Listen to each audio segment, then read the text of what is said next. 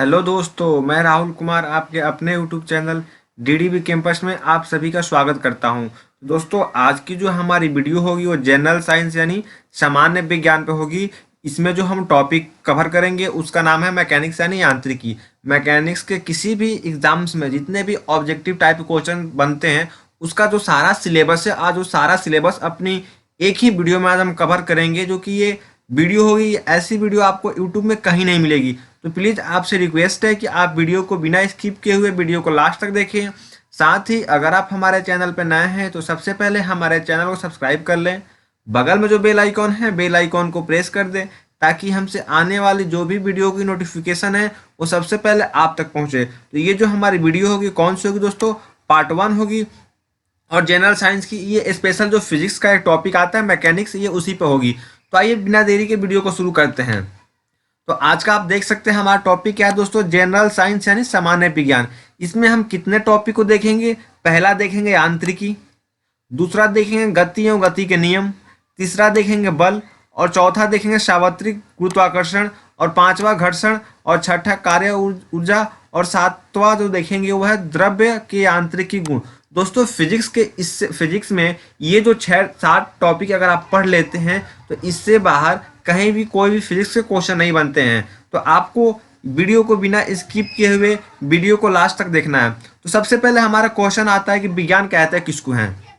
विज्ञान जो है वो कहते हैं किसको हैं? तो क्या लिखा है दोस्तों, वास्तविक अनुभवों या प्रयोगों एवं परीक्षण से प्राप्त तथ्यों के तार्किक विश्लेषण के द्वारा विकसित हुए सुव्यवस्थित एवं क्रमबद्ध ज्ञान को विज्ञान कहते हैं। ठीक है दोस्तों, आप ऐसे भी एक सिंपल लैंग्वेज में बोल सकते हैं कि विज्ञान किसे कहते हैं?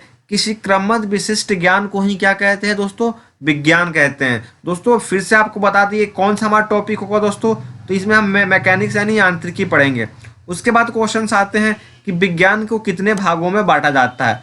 तो विज्ञान को दोस्तों 3 भागों में बांटा जाता है। पहला होता है फिजिक्स यानी भौतिकी विज्ञान, दूसरा होता है केमिस्ट्री यानी रसायन विज्ञान, और तीसरा होता है बायोलॉजी यानी जीव विज्ञान। और इन तीनों को भी बहुत सारे पार्ट होते हैं, तो उसके इतना डीपली हम लोग को नहीं जाना है। हमारे एग्जाम्स में जो भी क्वेश्चन पूछे जाते हैं हमें उसके बारे में अध्ययन करना है।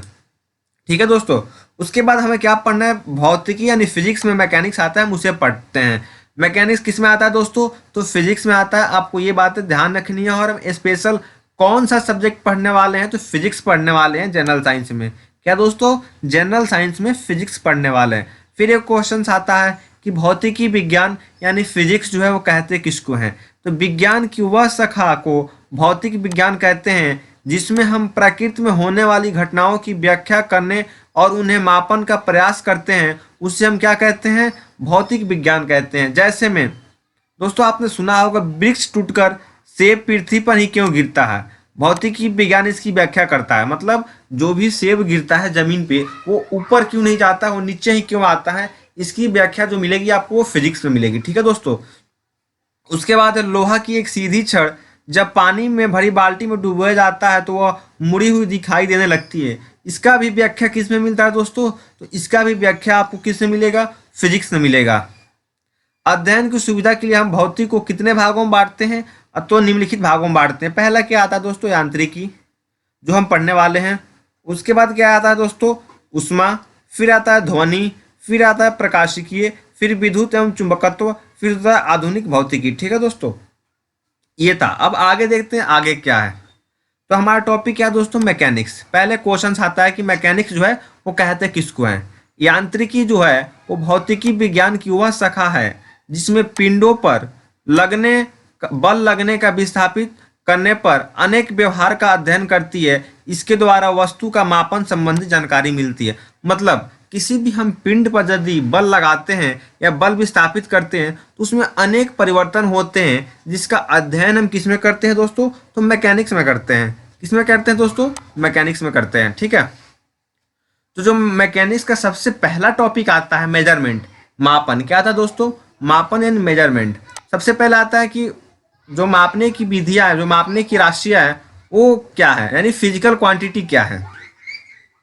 किसी द्रव्य की सही स्थिति या उचित मात्रात्मक स्थिति को दर्शाने के लिए भौतिकी को जिन पदों में उपयोग किया जाता है उन्हें फिजिकल क्वांटिटी यानी भौतिक राशियां कहते हैं। जैसे में कोई राशि है उसे हम मापते हैं, जैसे में ये कितने किलो का है, इसकी लंबाई कितनी है, समय कितना हो रहा है, समय का मात्रक क्या होता है, इसे ही हम क्या कहते हैं दोस्तों, फिजिकल क्वांटिटी कहते हैं। ठीक है। उसके बाद आता है भौतिक राशि, यानी फिजिकल क्वांटिटी जो होता है वो कितने प्रकार का होता है। तो फिजिकल क्वांटिटी कितने प्रकार के होते हैं दोस्तों, दो प्रकार के। पहला क्या होता है, अदिश राशियां, दूसरा क्या है, सदिश राशियां। ये बात आप हमेशा ध्यान रखिएगा, ये बार बार पूछे जाने वाला क्वेश्चन है कि भौतिक राशियां कितने प्रकार की होती है। तो भौतिक राशियां दो प्रकार की होती है, अदिश राशियां, सदिश राशियां। ठीक है दोस्तों। अब आइए देखते हैं अदिश राशियां किसे कहते हैं और सदिश राशियां किसे कहते हैं। पहला आता है हमारी अदिश राशि, यानी स्केलर क्वांटिटी किसे कहते हैं। स्केलर क्वांटिटी इंग्लिश में क्या बोलते हैं दोस्तों, तो स्केलर क्वांटिटी का मतलब होता है अदिश राशियां। वे भौतिक राशियां जिन्हें व्यक्त करने के लिए केवल भौतिक परिमाण यानी मैग्नीट्यूड की आवश्यकता होती है, अदिश राशियां कहलाती है। मतलब जो भी अदिश राशियां होती है उसमें केवल मान होता है, मैग्नीट्यूड होता है। इन राशियों के साथ कोई दिशा नहीं होता है। मतलब दिशा का कहें तो ये पूरब हमें 5 किलोमीटर जाना है, पश्चिम में हमें 10 किलोमीटर जाना है, हमें सीधा जाना है। वो जो स्केलर क्वांटिटी यानी अदिश राशियां होती है उसमें दिशा नहीं दिया जाता है। जैसे में द्रव्यमान, मतलब कि अगर हम कह दें आपसे 10 केजी, तो क्या आप समझेंगे कि हमें 10 केजी किधर जाना है, 10 केजी उत्तर जाना है, 10 केजी पश्चिम जाना है, 10 केजी सीधा जाना है, किधर जाना है। फिर दूरी हम आपको बता दें दोस्तों, 500 मीटर। 500 मीटर ये एक दूरी हो गई। तो क्या आप दूरी को देख के बता सकते हैं कि ये 500 मीटर मीटर पूरब है कि पश्चिम है कि दक्षिण, नहीं बता सकते। फिर आता है आयतन, हम आपको कर दे 1000 सेंटीमीटर क्यूब, तो क्या आप इसको बता सकते हैं इसका मतलब क्या हुआ, आप नहीं बता सकते। फिर ऐसे ही कार्य, शक्ति, ऊर्जा इत्यादि ये जो है ये स्केलर क्वांटिटी के एग्जाम्पल हैं। फिर आता है वेक्टर क्वांटिटी यानी सदिश राशियां। क्या दोस्तों, सदिश राशियां वे भौतिक राशियां जिन्हें व्यक्त करने के लिए मैग्नीट्यूड के साथ साथ डायरेक्शन यानी दिशा की भी आवश्यकता होती है, उन्हें सदिश राशियां कहते हैं। मतलब सदिश राशियां उसे कहते हैं जिसमें मैग्नीट्यूड के साथ साथ डायरेक्शन भी रहता है, उसे हम वेक्टर क्वांटिटी यानी सदिश राशियां कहते हैं। जैसे में विस्थापन, वेग, त्वरण, संवेग, आवेग, विद्युत क्षेत्र इत्यादि। जैसे में 5 मीटर पर सेकंड हमें पूरब की ओर, ये वेग हो गया। संवेग 10 किलोग्राम मीटर पर सेकंड दक्षिण की ओर, ये क्या होगा दोस्तों, संवेग हो गया। अब क्या देखते हैं, किसी भी भौतिक राशि को व्यक्त करने के लिए उसके दो तथ्यों का ज्ञान होना आवश्यकता है। वो दो तथ्य कौन कौन से दोस्तों, पहला एक अंकिक मान एवं मात्रक। क्या दोस्तों, अंकिक मान एवं मात्रक। ठीक है दोस्तों, मतलब एक उसका तो अंकित मान होना चाहिए और दूसरा उसका मात्रक होना चाहिए। जैसे में हमने अंकित मान दे दिया 500। अब क्या आप ये कह सकते हैं किसका मात्रक, नहीं, जब तक इसके आगे हम मीटर या सेंटीमीटर ना लगाएं आप ये कह ही नहीं सकते इसका मात्रक क्या है। ठीक है दोस्तों, ये दोनों चीजें होना अति आवश्यक है फिजिकल क्वांटिटी में। ठीक है। उदाहरण के लिए यदि हम कहते हैं कि किसी बर्तन में 5 लीटर दूध है, तो कहने का तात्पर्य है बर्तन में दूध का आयतन का अंकित मान कितना है दोस्तों, 5 है, और उसका मात्रक क्या है, तो लीटर है। ठीक है। दूध का आयतन मापने का मात्रक लीटर तथा बर्तन में लीटर के आयतन 5 गुने के बराबर दूध है। ये वही समझा रहा है कि आपसे अगर हम कह दें कि किसी बर्तन में 5 लीटर दूध है, तो जो 5 हो गया वो क्या होगा दोस्तों, तो अंकित मान हो गया, और जो इसका लीटर है वो लीटर क्या है दोस्तों, मात्रक है। उसके बाद आता है मापन की इकाइयाँ यानी यूनिट्स ऑफ मेजरमेंट। मतलब मापने की कौन कौन सी इकाई हैं। किसी भी भौतिक राशि को मापने के मानक को मात्रक कहा जाता है। यानी जब भी किसी भौतिक राशि को हम मापते हैं जिस मानक से, उसे क्या कहते हैं दोस्तों, तो मात्रक कहते हैं।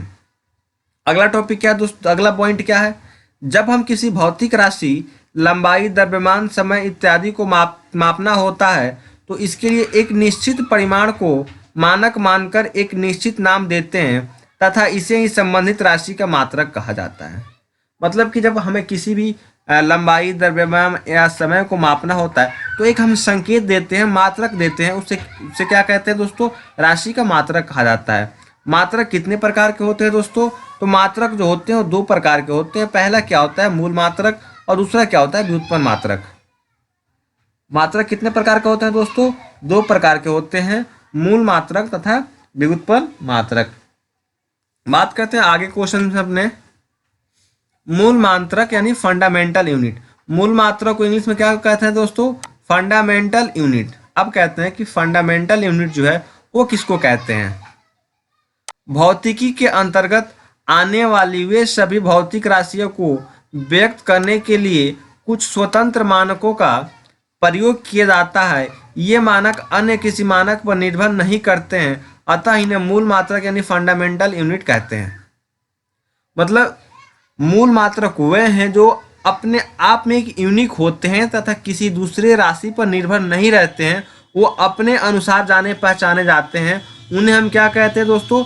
फंडामेंटल यूनिट, मूल मात्रक कहते हैं। उदाहरण के लिए लंबाई, ठीक है दोस्तों, लंबाई का मात्रक मीटर होता है। क्या दोस्तों? मीटर। फिर द्रव्यमान लेते हैं तो द्रव्यमान का मात्रक क्या होता है दोस्तों? किलोग्राम होता है। फिर हम समय लेते हैं तो समय का मात्रक क्या होता है दोस्तों? सेकंड होता है, ठीक है। उसके बाद आते हैं व्युत्पन्न मात्रक यानी डेरिवेटिव यूनिट।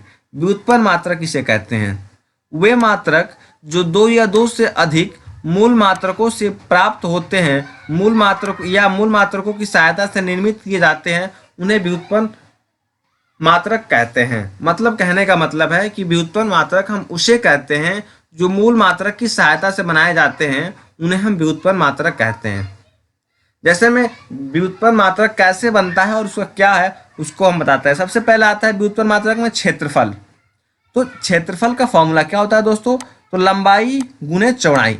अब देखिए कि क्षेत्रफल का मात्रक क्या होता है। तो आप समझ, लंबाई का मात्रक क्या होता है दोस्तों? मीटर। और चौड़ाई का मात्रक क्या होता है दोस्तों? मीटर। तो क्षेत्रफल का मात्रक क्या होगा दोस्तों? Metre square. आप देख सकते हैं ये मूल मात्रक क्या है दोस्तों? मीटर है। और दो बार मीटर को गुना करने से क्या बना है दोस्तों? मीटर स्क्वायर बना है। इसीलिए क्षेत्रफल को हम डेरिवेटिव यूनिट यानी व्युत्पन्न मात्रक कहते हैं। उसके बाद ले लेते हैं आयतन।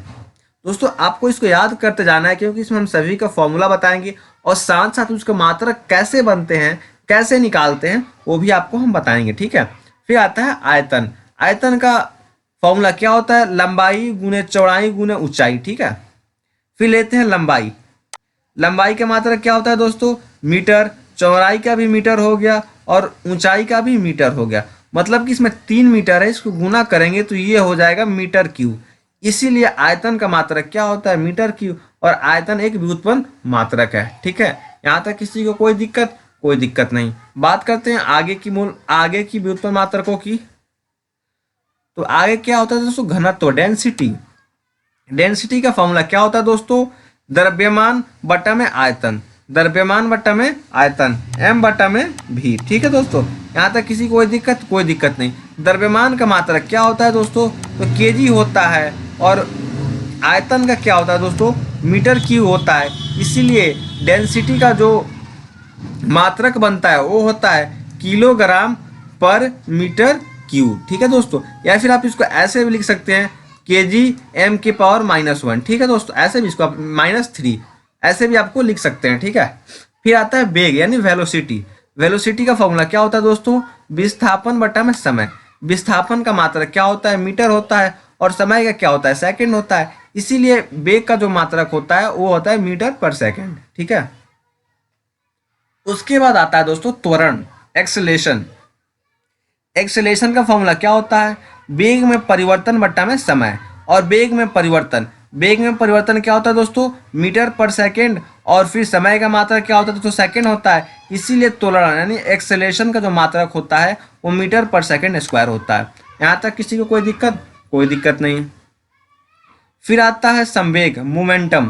तो संवेग का फॉर्मूला क्या होता है? द्रव्यमान गुने में वेग। द्रव्यमान का मात्रक क्या होगा दोस्तों? किलोग्राम। और वेग का मीटर पर सेकंड, ठीक है। यही है डेरिवेटिव यूनिट जो कि मूल मात्रक यानी फंडामेंटल यूनिट यानी मूल मात्रकों की सहायता से बनते हैं, ठीक है दोस्तों। उसके बाद क्या आता है दोस्तों? बल, फोर्स। यानी फोर्स का क्या होता है? द्रव्यमान गुने त्वरण। द्रव्यमान का क्या होता है? किलोग्राम। और त्वरण का क्या होता है दोस्तों? मीटर पर सेकंड स्क्वायर। और इसको सम्मिलित रूप से क्या बोलते हैं? न्यूटन। यानी आपको अगर कहीं ऐसे मिल जाए किलोग्राम मीटर पर सेकंड स्क्वायर, इसको क्या बोलते हैं दोस्तों? तो इसको न्यूटन बोलते हैं, कैपिटल N। कुछ व्युत्पन्न मात्रकों का विशेष नामकरण भी कर दिया जाता है। जैसे में बल का मात्रक किलोग्राम मीटर पर सेकंड स्क्वायर को क्या कहते हैं दोस्तों? न्यूटन कहते हैं। आपके क्वेश्चंस में ऐसे दे देगा किलोग्राम मीटर पर सेकंड स्क्वायर को क्या कहते हैं, आपको ऑप्शन दे देगा और पूछेगा न्यूटन, पास्कल वगैरह वगैरह। तो आपको कौन सा आंसर देखना है दोस्तों? न्यूटन। आपको ये हमेशा ध्यान रखना है और ये बार बार पूछा जाने वाला क्वेश्चन है। अब देखते हैं आगे। आगे दोस्तों कार्य, कार्य का फॉर्मूला क्या होता है? बल गुने विस्थापन। बल गुना में विस्थापन। बल का मात्रक क्या होता है दोस्तों? किलोग्राम। और विस्थापन का मीटर पर सेकंड स्क्वायर इंटू मीटर। तो ये टोटल क्या बनता है दोस्तों? किलोग्राम मीटर स्क्वायर पर सेकंड स्क्वायर। इसको शॉर्टकट में क्या बोलते हैं? तो न्यूटन मीटर बोलते हैं। ठीक है दोस्तों। कार्य का मात्रक क्या होता है दोस्तों? तो कार्य का मात्रक जूल भी कहा जाता है। 1 joule is equal to 1 newton metre होता है। 1 जूल इज इक्वल टू क्या होता है दोस्तों? 1 न्यूटन मीटर होता है। ये आपको हमेशा ध्यान रखना है, ये बार बार पूछा जाने वाला क्वेश्चन है। कार्य तथा ऊर्जा का मात्रक समान होता है, जिन्हें जूल कहते हैं। यानी कार्य तथा ऊर्जा का जो भी मात्रक है वो क्या होता है दोस्तों? समान होता है, इसलिए उन्हें क्या कहते हैं? जूल कहते हैं। आगे क्या है दोस्तों? शक्ति या सामर्थ्य। तो शक्ति शक्ति या सामर्थ्य का जो फॉर्मूला होता है क्या होता है दोस्तों? किया गया कार्य बट्टा में लगा समय। ये क्या होगा? जूल बट्टा में सेकंड, इसलिए इसको बोलते हैं जूल पर सेकंड। जूल पर सेकंड को शॉर्ट फॉर्म में क्या बोलते हैं दोस्तों? वाट बोलते हैं। क्या दोस्तों? वाट बोलते हैं। उसके बाद आता है प्रेशर यानी दाब। दाब का फॉर्मूला क्या होता है दोस्तों? बल बट्टा में क्षेत्रफल। बल बट्टा में क्षेत्रफल। बल का मात्रक क्या होता है? न्यूटन, और क्षेत्रफल का मीटर स्क्वायर, इसलिए इसे क्या कहते हैं? न्यूटन पर मीटर स्क्वायर। यहाँ तक किसी को कोई दिक्कत? कोई दिक्कत नहीं। अब एक हमारा आता है 10 की घात, और इससे बहुत से लोग कन्फ्यूजन रहते हैं, और ये चूंकि क्वेश्चंस में बार बार पूछे जाते हैं कॉम्पिटेटिव एग्जाम्स में, 10 की पावर घात में अगर कुछ दे दिया जाए तो लोग बता नहीं पाते हैं। इसके बारे में देखते हैं। जब हमें बहुत छोटे या बहुत बड़े मान की राशि का उपयोग करना होता है तो गणना की सुविधा के दृष्टिकोण से इसे 10 की घात में व्यक्त किया जाता है। जैसे मैं आपको ऐसे हम दे दे 0.0000, आपको यहाँ 10 हम 0 दे दे और यहाँ 1 दे दे तो ये कठिन बन जाएगा। बट अगर इसको हम घात में व्यक्त कर देते हैं तो बहुत ही आसान हो जाता है, इसलिए हम 10 की घात में इसको व्यक्त करते हैं। पहले आता है दोस्तों एक हायर प्रीफिक्स यानी उच्च पूर्वलगन, यानी जब 10 के पावर 1 हो उसको क्या बोलते हैं दोस्तों? डेका बोलते हैं। उसका सिंबल क्या होता है दोस्तों? डी होता है। फिर 10 के पावर 2 आता है, उसको क्या बोलते हैं? हेक्टो बोलते हैं। उसका प्रतीक क्या होता है? एच होता है। फिर 10 के पावर 3 किलो के। 10 के पावर 6 को क्या बोलते हैं? Mega capital M. फिर 10 के पावर 9 को क्या बोलते हैं? Giga capital G. फिर आता है 10 के पावर 12 टेरा कैपिटल टी। फिर 10 के पावर 15 पेटा कैपिटल पी। 10 के पावर 18 एक्सा ई आता है। फिर आते हैं लोअर प्रीफिक्स यानी न्यूनतम पूर्वलगन। ठीक है दोस्तों। जब भी 10 के पावर -1 आता है उसको डेसी बोलते हैं, उसको स्मॉल सी डी से। आपको एक बात यहाँ और नोट करना है कि जब भी 10 के जो घात प्लस में होते हैं वो हमेशा कैपिटल लेटर में लिखे जाते हैं, और जब भी 10 के पावर माइनस होता है वो हमेशा किस में लिखा जाता है दोस्तों? स्मॉल में लिखे जाते हैं। ठीक है, यहाँ तक किसी को कोई दिक्कत नहीं। तो आइए अपना कंटिन्यू करते हैं। डेसी, डेसी 10 के पावर -1 को बोलते हैं, इसका सिंबल क्या होता है? Small D. 10 के पावर -2 सेंटी स्मॉल सी। 10 के पावर -3 मिली स्मॉल एम। 10 के पावर -6 माइक्रो स्मॉल यू।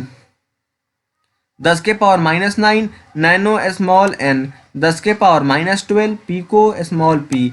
10 के पावर -15 फेम्टो या फॉर्मी स्मॉल एफ। 10 के पावर -18 ऑटो या फिर ए बोलते हैं। यहाँ तक किसी को कोई दिक्कत नहीं। अब आइए देखते हैं इसको कैसे हम परिवर्तित करते हैं। जैसे में हम आपको 1 किलोमीटर इज इक्वल टू 10 के पावर 3 मीटर या 1000 मीटर, इसको ऐसे भी लिख सकते हैं। फिर आपको हम कहते हैं 1 पिकोग्राम किसके बराबर होता है? 1 पिकोग्राम तो 10 के पावर माइनस ग्राम।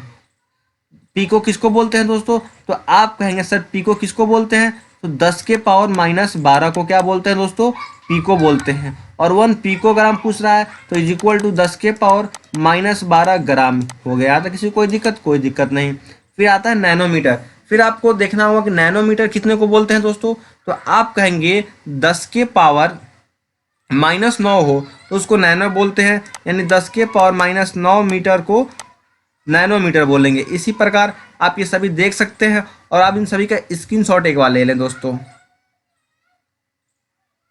तो आई होप कि आप सभी लोगों ने स्क्रीनशॉट ले लिया है। तो बढ़ते हैं आगे। आगे कौन सा टॉपिक है हमारा? सिस्टम यूनिट, मात्रकों की पद्धतियाँ। आपने देखा होगा आपसे बार बार एग्जाम्स में पूछे जाते हैं MKS पद्धति, CGS पद्धति, FPS पद्धति, SI पद्धति। ज़्यादातर क्वेश्चंस में क्या पूछे जाते हैं? तो एसआई पद्धति और ये एमकेएस पद्धति, ये दो चीज़ जो होते हैं एग्जाम्स में बार बार पूछे जाते हैं और ज़्यादातर एस यूनिट जो होते हैं वो इन्हीं पर डिपेंड करते हैं। ठीक है। भौतिक राशियों को मापने हेतु मात्रकों के लिए 4 पद्धतियां प्रचलित है। कौन कौन सी है? एमकेएस पद्धति, सीजीएस पद्धति, एफपीएस पद्धति, एसआई पद्धति। अब आता है एमकेएस पद्धति किसको कहते हैं? तो एमकेएस का फुल फॉर्म क्या होता है दोस्तों? Metre kilogram second system. क्या दोस्तों? मीटर किलोग्राम सेकेंड सिस्टम को ही शॉर्ट फॉर्म में एमकेएस पद्धति कहते हैं। ठीक है, कोई दिक्कत नहीं। इस पद्धति में लंबाई का मात्रक मीटर, द्रव्यमान का मात्रक किलोग्राम तथा समय का मात्रक सेकंड का प्रयोग किया जाता है, इसीलिए इन्हें क्या कहते हैं? एमकेएस पद्धति। उसके बाद क्या आता है? सीजीएस पद्धति यानी centimetre gram second system. CGS का फुल फॉर्म क्या होता है? Centimetre gram second system. इस पद्धति में लंबाई का मात्रक सेंटीमीटर, द्रव्यमान का मात्रक तथा समय का मात्रक सेकंड का प्रयोग किया जाता है, इसीलिए इसे सीजीएस पद्धति कहते हैं। क्लास आगे बढ़ाते हैं। आगे क्या है दोस्तों? एफपीएस पद्धति, फुट पाउंड सेकंड सिस्टम। इस पद्धति में लंबाई का मात्रक फुट, द्रव्यमान का मात्रक पाउंड तथा समय का मात्रक सेकंड का प्रयोग किया जाता है, इसीलिए इसे एफपीएस, फुट पाउंड सिस्टम कहा जाता है। और एक आता है एसआई यूनिट। ये जो होता है ये अंतर्राष्ट्रीय यानी इंटरनेशनल लेवल पर ये फेमस है। एसआई यूनिट सब जगह यहीं चलता है। System international unit, system international unit. SI पद्धति एमकेएस पद्धति का हमेशा ही संशोधित यानी परिवर्तित रूप है। यानी जो एसआई पद्धति है वो एमकेएस का जो शुद्ध पद्धति है वो उसी का रूप है।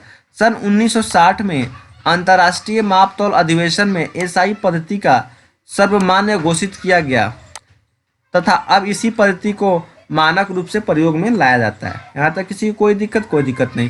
फिर एक बहुत ही इम्पोर्टेंट बात आती है कि एसआई पद्धति के अंतर्गत मूल मात्रकों की संख्या कितनी है।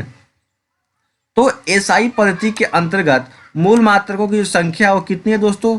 7 हैं तथा संपूरक मात्रक यानी सप्लीमेंट्री जो यूनिट्स होती हैं वो कितने हैं? तो सप्लीमेंट्री यूनिट्स 2 हैं। ये आपको दो बातें हमेशा ध्यान रखनी है। और टोटल को मिलाकर कितने हो जाते हैं दोस्तों? 9 होते हैं। तो मूल मात्रक कितने हैं दोस्तों? 7 हैं। और सप्लीमेंट्री कितने हैं दोस्तों? तो 2 हैं। यहाँ तक किसी को कोई दिक्कत नहीं। अब आइए क्लास को आगे बढ़ाते हैं। आइए हम देखते हैं जो 7 फंडामेंटल यूनिट्स है एसआई यूनिट वो कौन कौन से है दोस्तों। तो यहाँ हम देखेंगे भौतिकी राशि यानी फिजिकल क्वांटिटी, यहाँ देखेंगे उसका मात्रक और यहाँ देखेंगे उसका सिंबल यानी प्रतीक।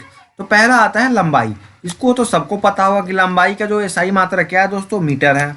और इसका प्रतीक क्या होता है दोस्तों? तो स्मॉल एम। फिर आता है द्रव्यमान यानी मास। मास का एसआई मात्रक क्या है दोस्तों? किलोग्राम। इसका सिंबल क्या है दोस्तों? Small KG. फिर आता है टाइम। टाइम का एसआई मात्रक सेकंड और इसका सिंबल कैपिटल में एस होता है।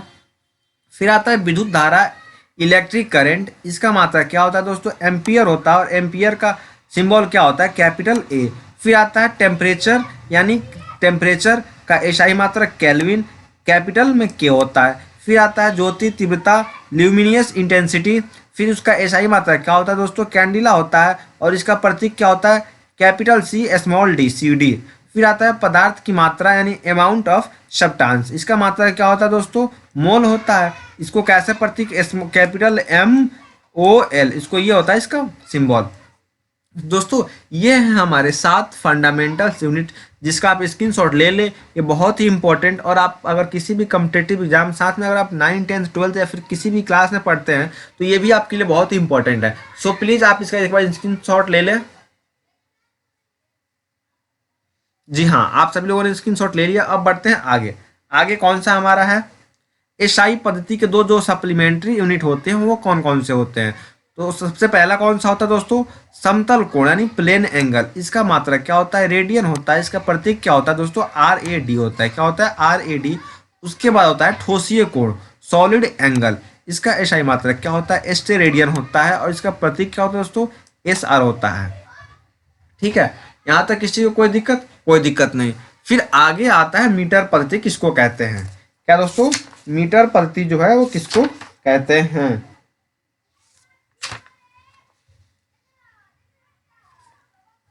मीटर पद्धति एसआई पद्धति के अंतर्गत लंबाई की मात्रा को ही मीटर कहते हैं। क्या दोस्तों?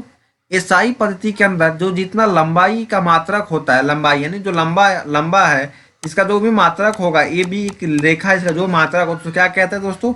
मीटर कहते हैं। विद्युत चुंबकीय तरंग प्रकाश द्वारा निर्मात में 1 सेकंड यानी 1/में 299792458 या 3.33564095 गुने 10⁻⁹ भाग में चली गई दूरी को 1 मीटर कहा जाता है। दोस्तों ये बहुत ही बड़े लेवल एग्जाम से पूछे जाते हैं और आप इसको वीवीआई कर ले। ये किसी को सुलाने के लिए बहुत ही इंपॉर्टेंट क्वेश्चन है। जो आपके सामने कोई ज़्यादा बोलता है आप उससे ये पूछ दीजिए, वो तुरंत सो जाएगा। ठीक है दोस्तों, कि निर्वात में जो सेकंड मतलब विद्युत चुंबकीय तरंग यानी जो प्रकाश होता है वो निर्वात में 1 सेकंड में कितना मीटर दूरी चलता है, तो ये उसका भाग है 3.33564095 गुना 9⁻10⁻⁹ भाग। ठीक है दोस्तों, फिर आता है उसका मात्रकों की कुछ वैल्यू, आइए बताते हैं आपको। सबसे पहले 1 किलोमीटर, 1 किलोमीटर में कितने मीटर होते हैं दोस्तों? तो 1000 मीटर होता है। फिर 1 मील में कितना किलोमीटर होता है? तो 1 मील में 1.60934 किलोमीटर होता है। फिर आपसे एक और पूछ सकते हैं कि एक समुद्री नाविक होता है वो 1 मील को कितना कहता है दोस्तों? तो 1.852 किलोमीटर। मतलब जो ये 1 मील है, ये मील तो पृथ्वी यानी जमीन के लिए है, और ये जो 1 मील है 1.852 किलोमीटर ये पानी के लिए है, जो समुद्र में नाविक चलते हैं। ठीक है, उसके बाद आता है एक खगोलीय इकाई AU, इसका कितना मीटर होता है? तो 1.495 गुना 10⁻⁻11 मीटर होता है। यहाँ तक किसी को कोई दिक्कत? कोई दिक्कत नहीं। बात करते हैं आगे। एक प्रकाश वर्ष इज इक्वल टू कितना होता है दोस्तों? तो 9.46 गुना 10⁻⁻15 होता है। फिर एक पारेषक में कितना होता है? तो 3.084 गुना 10⁻16 मीटर या 3.26 प्रकाश वर्ष होता है। क्लास को आगे बढ़ाते हैं। आगे क्या है दोस्तों? प्रकाश वर्ष। आइए कुछ प्रकाश वर्ष के बारे में कुछ पढ़ लें। प्रकाश वर्ष पारेषक एवं खगोलीय इकाई एस्ट्रोनॉमिकल यूनिट AU को क्या बोलते हैं दोस्तों? Astronomical unit. अत्यंत लंबी खगोलीय दूरियों को मापने के लिए मात्रक है। मतलब बहुत ज़्यादा लंबाई खगोलीय जो दूरी यानी पृथ्वी से सूर्य की दूरी, चंद्रमा से पृथ्वी की दूरी मापने के लिए AU का प्रयोग किया जाता है, एस्ट्रोनॉमिकल यूनिट। उसके बाद एक प्रकाश वर्ष द्वारा 1 वर्ष में तय की गई दूरी के बराबर होता है। ये क्वेश्चन बार बार पूछा जाने वाला क्वेश्चन है। एक प्रकाश वर्ष किसे कहते हैं? तो एक प्रकाश वर्ष प्रकाश द्वारा 1 वर्ष में तय की गई दूरी के बराबर होता है। कोई दिक्कत? कोई दिक्कत नहीं। फिर आता है एक खगोलीय इकाई AU पृथ्वी के केंद्र से सूर्य के केंद्र की औसत दूरी के बराबर होती है। ठीक है दोस्तों, फिर आता है अगला टॉपिक क्या है, अगला बिंदु क्या है? एक पारेषक वह दूरी है जिस पर एक खगोलीय इकाई 1 सेकेंड में कोण बनाती है। कितना कोण बनाती है? एक पारेषक इज इक्वल टू 3.084 गुना 10⁻⁻16 मीटर होता है। यहाँ तक किसी को कोई दिक्कत? कोई दिक्कत नहीं। फिर द्रव्यमान के कुछ ये मात्रक होते हैं, आप इसको पढ़ लीजिएगा और इसको स्क्रीनशॉट ले लीजिए सुविधा के लिए। फिर आता है किलोग्राम। किलोग्राम के बारे में कुछ पॉइंट देखते हैं। किलोग्राम पहला आता है इसका एसआई मात्रक। तो किलोग्राम का एसआई मात्रक क्या होता है दोस्तों? द्रव्यमान किसका मात्रक होता है दोस्तों? तो किलोग्राम का होता है। द्रव्यमान का एसआई मात्रक क्या होता है दोस्तों? तो किलोग्राम होता है। फिर एक और बिंदु देखते हैं। अंतर्राष्ट्रीय मापतौल कार्यालय पर रखे प्लेटिनम इरिडियम मिश्र धातु से बने टुकड़े के द्रव्यमान को 1 किलोग्राम माना गया है, अथवा 4 डिग्री सेंटीग्रेड ताप पर 1 litre is equal to 1000 centimetre cube जल का द्रव्यमान 1 किलोग्राम होता है। ठीक है दोस्तों, फिर पढ़ते हैं सेकंड के बारे में कुछ पॉइंट। तो एसआई पद्धति के अंतर्गत समय का एसआई मात्रक क्या होता है दोस्तों? तो सेकंड होता है। समय का एसआई मात्रक क्या होता है? सेकंड होता है। वह समय अंतराल यानी टाइम इंटरवल जिसमें परमाणु घड़ी एटॉमिक क्लॉक का सीजियम CS 133, CS कितना दोस्तों? 133 परमाणु 919263770 बार कंपन को पूरा करता है 1 सेकंड कहलाता है। 1 सेकंड में कोई परमाणु यानी जो सीजियम वो कितना बार कंपन करता है? तो इतना बार कंपन करता है। ठीक है दोस्तों, क्लास आगे बढ़ाते हैं। आगे क्या है हमारा, समय के कुछ मात्रक। आइए आपको समय के कुछ मात्रक बता देते हैं। अगर आप इसको याद रखते हैं तो बहुत से ऐसे ऑब्जेक्टिव टाइप क्वेश्चन होंगे जो आप इसको सेकंडों में उड़ा सकते हैं। यानी 1 minute is equal to 60 second होता है, 1 घंटा इज इक्वल टू 3600 सेकेंड होते हैं, और एक दिन इज इक्वल टू 24 घंटे या 24 × 60 × 60 यानी 86,400 सेकेंड। आपको हम पूछ सकते हैं कि एक दिन में कितने सेकंड होते हैं, तो आप मल्टीप्लिकेशन करेंगे, बट अगर आपको याद है 86,400 सेकेंड तो आप सेकंडों में क्वेश्चन को सॉल्व करके आगे बढ़ सकते हैं। फिर आता है एक हफ्ता। एक हफ्ते में कितने दिन होते हैं दोस्तों, तो 7 दिन होते हैं। एक चंद्रमास यानी लूनियर मंथ में कितने दिन होते हैं, यानी 4 सप्ताह होते हैं, यानी 28 दिन होते हैं चंद्रमास में। ठीक है दोस्तों। फिर आता है एक सौर मास। एक सौर मास 30 या 31 दिन या फरवरी ले तो 28 या 29 दिन को कहते हैं एक सौर मास। और एक वर्ष कितनों को कहते हैं, तो 365 दिन या 12 सौर मास या 13 चंद्रमास या एक दिन को क्या कहते हैं, एक वर्ष कहते हैं। एक लीप वर्ष किस्तों को कहते हैं, 366 दिन। यानी जिस वर्ष में 29 दिन का फरवरी आ जाएगा तो उसमें 366 दिन हो जाएंगे, उसको हम क्या कहते हैं दोस्तों, तो उसको हम लीप वर्ष कहते हैं। क्या कहते हैं, लीप वर्ष कहते हैं। ठीक है। फिर आते हैं आगे एम्पियर। एम्पियर एसआई पद्धति के अंतर्गत विद्युत का एसआई मात्रक क्या होता है दोस्तों, तो एम्पियर होता है। विद्युत का एसआई मात्रक क्या होता है, एम्पियर होता है। विद्युत धारा का वह मान जो निर्वात में 1 मीटर की दूरी पर रखे 2 सीधे अनंत लंबाइयों के समानांतर तारों में प्रवाहित करने पर प्रत्येक तार की प्रति मीटर लंबाई पर तारों के बीच 2 × 10⁻⁷ न्यूटन बल का उत्पन्न करती है, 1 एम्पियर कहलाता है। क्या कहलाता है दोस्तों, 1 एम्पियर कहलाता है। उसके आगे क्या है दोस्तों, केल्विन। इसके बारे में पढ़ते हैं दोस्तों, तो केल्विन के बारे में। केल्विन एसआई पद्धति के अंतर्गत ताप का एसआई मात्रक क्या होता है दोस्तों, तो ताप का जो एसआई मात्रक होता है वो केल्विन होता है। ताप का एसआई मात्रक क्या होता है, केल्विन होता है। अगला पॉइंट क्या है, जल के त्रिक बिंदु यानी ट्रिपल पॉइंट उष्मा गति ताप का 273.16वां भाग 1 केल्विन कहलाता है। क्या कहलाता है दोस्तों, 1 केल्विन कहलाता है। आगे बढ़ते हैं। क्या आता है, कैंडिला। कैंडिला किसे कहते हैं, एसआई पद्धति के अंतर्गत ज्योति तीव्रता का मात्रक क्या होता है दोस्तों, कैंडिला होता है। आपसे हम पूछ सकते हैं कि ज्योति तीव्रता का एसआई मात्रक क्या होता है, तो आपको यहाँ सर कैंडिला होता है। ठीक है। उसके बाद है कृष्ण कलिका ब्लैक बॉडी। ब्लैक बॉडी के पृष्ठ के 1/, में इकाई दाई सैकड़ा हजार 10,000 लाख 1/6 लाख मीटर पर सेकंड स्क्वायर क्षेत्रफल की पृष्ठ की लंबवत दिशा को ज्योति तीव्रता 1 कैंडिला होती है, जब कृष्ण कणिका का ताप प्लेटिनम के गलनांक के बराबर होता है, यानी प्लेटिनम के गलनांक के बराबर हो जाता है। फिर आता है मोल। आपको एक और क्वेश्चन पूछ सकते हैं इस पॉइंट में कि मोल किसका एसआई मात्रक है, तो पदार्थ की मात्रा यानी अमाउंट ऑफ सब्सटेंस का एसआई मात्रक मोल होता है। क्या दोस्तों, मोल होता है। किसी पदार्थ का वह मात्रा जो उसमें पदार्थ के अवयव या अवयव के परमाणु या आयन की संख्या कार्बन C12 के 0.012 किलोग्राम में उपस्थित परमाणुओं की संख्या के बराबर होती है, मोल कहलाती है। क्या कहलाती है, मोल कहलाती है। उसके बाद पढ़ते हैं रेडियन। क्या दोस्तों, रेडियन।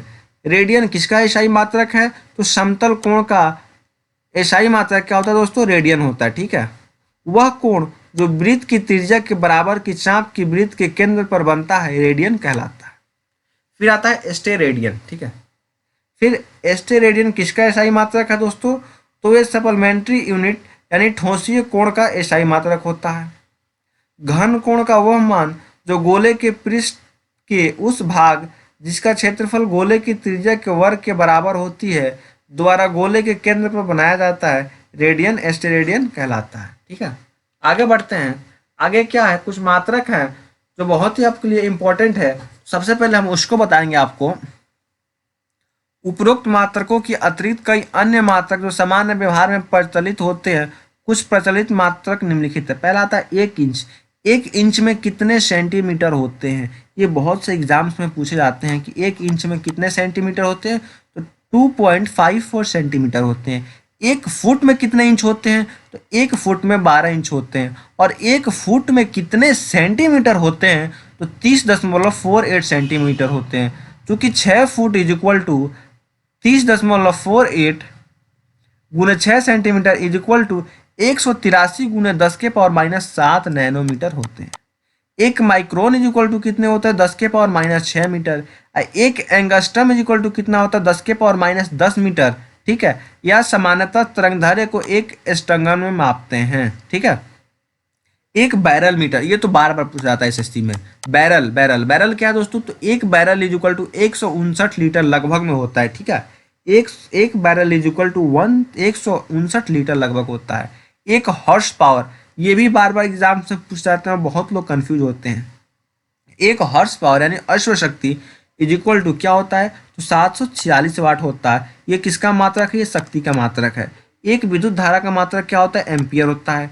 विद्युत का प्रतिरोध का मात्रक ओम होता है। विद्युत के आवेश का मात्रक कूलाम होता है। विभव विभवांतर का मात्रक क्या होता है? वोल्ट होता है। और दाब का मात्रक पास्कल या बार होता है।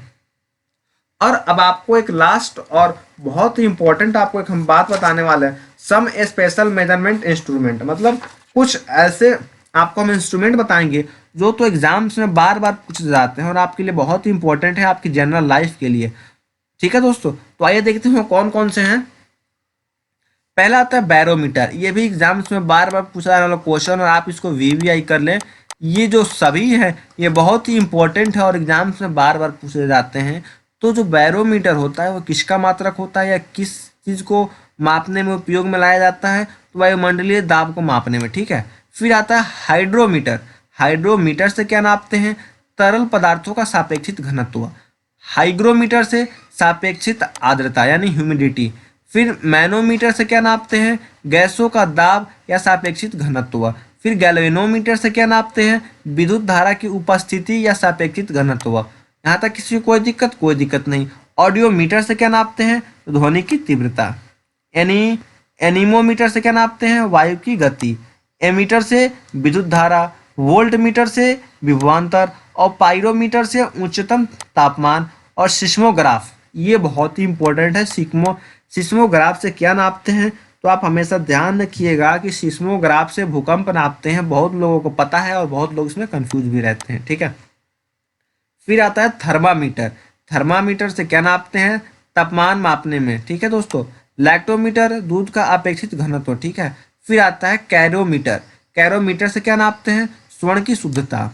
फिर स्टेथोस्कोप हृदय की ध्वनि सुनने के लिए। सिर्फ गैनोमीटर रक्तचाप मापने में। लक्ष्यमीटर प्रकाश की तीव्रता। सोनार समुद्र में डूबी वस्तुओं की स्थिति मापने या पता लगाने के लिए सोनार का प्रयोग किया जाता है। ये गहने वाले सोनार नहीं है, सोनार एक मात्रक है। फिर अल्टीमीटर ऊंचाई मापने में।